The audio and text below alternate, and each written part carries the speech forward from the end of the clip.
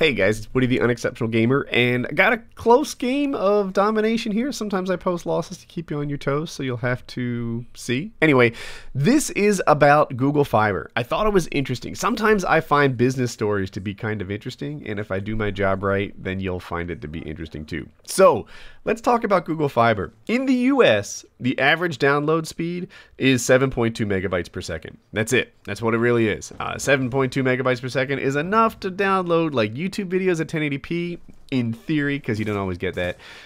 It's enough for Netflix, which also handles 1080p, but not enough that it's good HD. It's not enough that it's good stuff.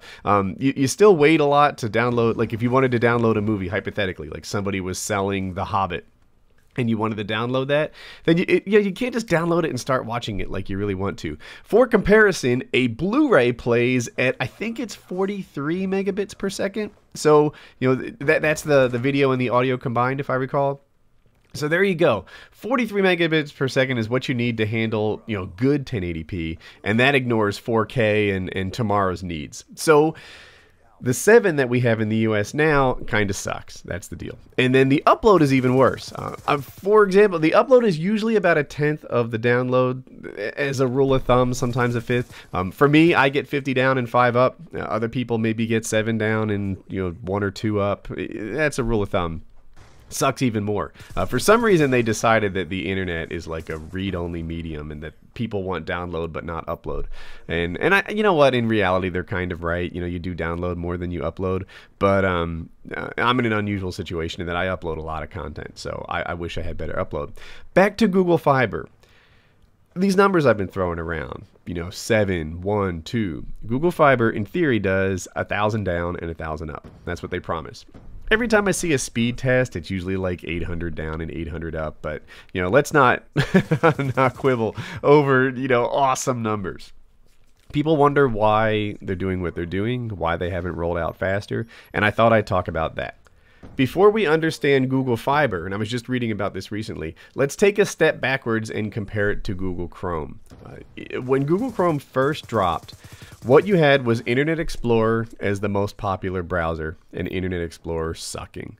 You had Firefox, which was kind of popular amongst, like tech-savvy guys, but, it had something like 25% market share. What you really had was Internet Explorer ruling the roost and sucking and making the internet not what it could have been. Why would it be that way, you wonder? Well, Microsoft had every interest in making the internet suck. That was their business model.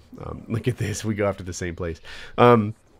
Microsoft makes most of their money off of Windows and Microsoft Office. And then the money that they also make is usually around, like other what they call thick clients, things that aren't browser based. If they're not making money off Office or Windows, then they're making money off of, I don't know what other apps Microsoft has, back office stuff, email stuff, thick clients that you install to your web app. And that's what they had going on. So the reason that they didn't make Internet Explorer better is that by making Internet Explorer suck, their core competency, big thick web apps, things that you install on your Windows machine, are more successful. That's the deal for that. So Chrome sees this, and they see Microsoft ruling the internet in the form of Internet Explorer, and they say, look, we can't have this. We can't have the company that owns the internet hoping that the internet sucks. We need to make them make IE better. Chrome wasn't even about winning the browser wars, although I think that's what they've done. I don't even know what the percentages are. But Chrome was about making everybody else step up their game. Now there's Firefox out there, and people don't know. You know where Firefox gets its money? From Google, right? Google pays Firefox or Mozilla or whatever a ton of money to make Google the default search engine on that browser. That's where all the funding comes from. But, that funding model only gets you so far. They can't, there's no competition in the browser space. Google needed a better browser out there. Google wanted everybody's web experience to be better so that the web would replace desktop computing. And that's why Chrome was born. And it worked. It worked. It turned out Chrome is really popular on its own. It's what I use.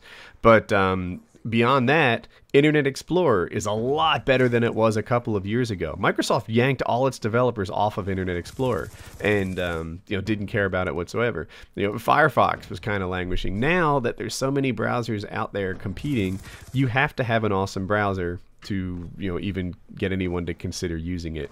Even Microsoft, IE, which we all love to hate, is a way better browser than it was before. It supports standards better. It's faster. It's whatever.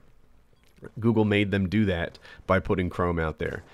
Let's go back to Google Fiber. The thing about Google Fiber is it's not really about them taking over the world. They could do it. So far, Google spent less than $100 million installing this fiber platform that they have out there. 94 million is the actual number. They estimate that if Google wanted to roll it out to the entire country, they could do it in 5 years, and it would cost $10 billion. That's what, I have 11 billion, something like that, 10 or 11 billion. So 10 or 11 billion, my initial thought was, whoa, that's a lot of money. That's like government money. Do companies have that? They do. I checked Google's cash on hand, and it was $48 billion. Google could roll out Google Fiber to the entire country 4 times over again and still have $4 billion left in the bank for, other stuff, other interests. Google could roll it out, but their goal is not to coat the entire country in gigabit fiber. Their goal, and this brings us back to the browser, is to make the internet better. They wanted Internet Explorer to be a better browser than it was before, so they stepped up their own game and made a browser that would force them to improve. Google wants Time Warner, Comcast, AT&T, Verizon, etc. to come up with better internet service than they otherwise would have, right? What they want to do is just sit there fat and happy delivering the same service that they installed 4 years ago and milk the cash out of it. That's Time Warner's incentive. Time Warner also has a disincentive.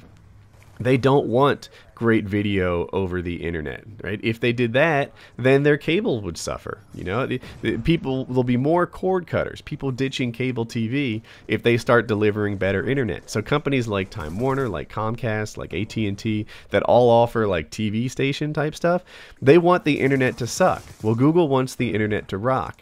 So what they're doing is they're getting into the ISP business and they're kicking people's asses. That's the business model. And the hope is that by doing that, they'll cause the ISPs to do the same thing that Microsoft did with Internet Explorer. That is, they'll say, look, if our browser's uncompetitive, we have to start making a browser that is competitive. Along with the ISP lines, if our 7 megabit service totally sucks, then we have to come up with a service that doesn't, or Google is going to get in this market and kick our butts. That is the idea behind Google Fiber. It's not necessarily to coat the whole country. If that was their plan, then they'd be doing it. They have more than enough cash to coat the entire country in great coverage.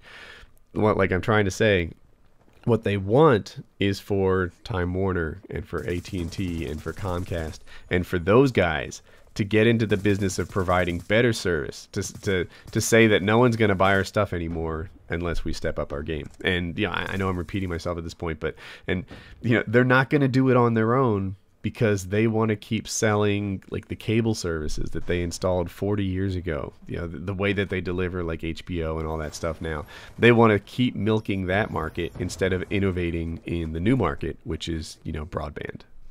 Oh, and since I have a minute, I thought I'd talk about the one other thing, with regards to this monopoly business. There are a lot of governments, local governments, cities, towns, etc., that have said, you know what? If these ISPs aren't going to service our town better, then the government will. The government will get into the business of providing, ISP coverage in the same way that sometimes they get into the business of providing, I don't know, like trash disposal or, electricity or water or something like that. And they made it illegal for the government to be an ISP. And a lot of guys say, oh my gosh, this is just pure corruption. This is terribleness. It doesn't make any sense. And I thought I'd just try to explain the logic behind it. So here's the thought. It is not fair and not competitive for a government to start competing with a regular business, right? It'd be really tough. Imagine if you're in business of like paving roads, right? Like that was your thing, you pave roads. And then all of a sudden a local prison got into it and they didn't have to pay their people, right? Or they paid them something ridiculous like 10 cents an hour. If you're in the business of paving roads and then all of a sudden you have a competitor that doesn't have to pay their employees, that have basically slaves, because they're inmates, then that sounded racist. I don't know. It's not meant to be racist. They're inmates, right? They're every color. But back on topic, if you're paving roads and then all of a sudden you have a competitor that doesn't have to pay their employees, then that's not fair, right? You're going to be put out of business. You don't have a chance at this thing. Well, that's the idea with governments getting into this. If they're funded by taxpayers and they don't even have a profit motive, then how can a regular business compete with a government-provided service? It's not fair to them. So, as a customer, I want to not care. And I know I lost the game, but it wasn't much I could do. And sometimes I post losses to keep you on your toes. But as a customer, I just want better bandwidth, right? I don't care if it's my government or if it's my local business or whatever. But as a country, I can kind of get why they made it illegal for businesses or for cities to get into business. Anyway, drop a like, check out these videos, and subscribe in the top right.